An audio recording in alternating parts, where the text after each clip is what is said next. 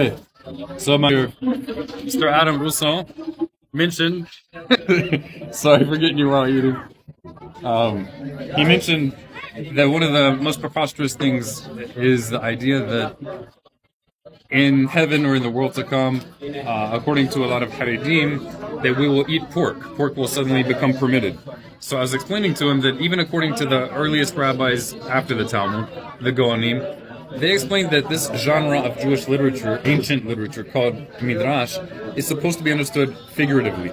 And that concept appears in that literature. So it just dawned on me, it could possibly be that that's related to the story in the New Testament, the book of Acts chapter 10, where, it may be chapter 15, but I think it's chapter 10, where Peter is praying.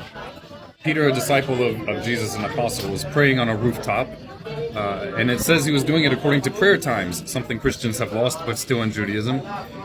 And he had a vision. In the vision, Jesus tells him, "Arise, Peter, kill and eat." And Peter says, "Why? I've never eaten anything that's unkosher." In the vision, he's seeing unkosher food coming down and going up 3 times.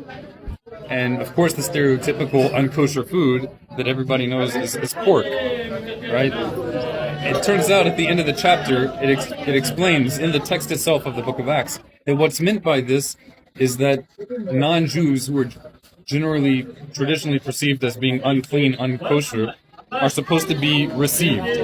The chapter finishes with knocks on the door, and it's 3 non-Jews.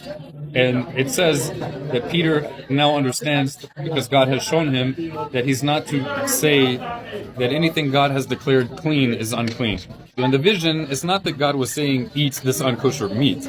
It's saying these people that you're perceiving as unclean, unsuitable to receive, that is to eat, right?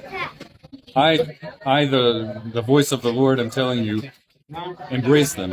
So that could be sort of the concept that's in the Mishnah, in the midrash, because this isn't something unique to the New Testament.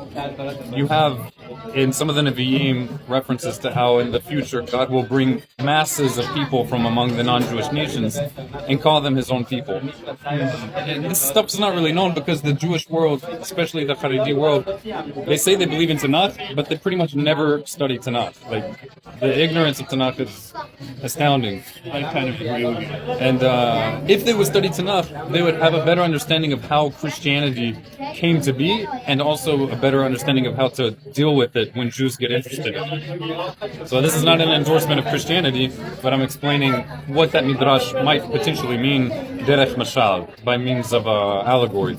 Perhaps the returning of the non-Jewish world to God, or to monotheism, ethical monotheism. That's that.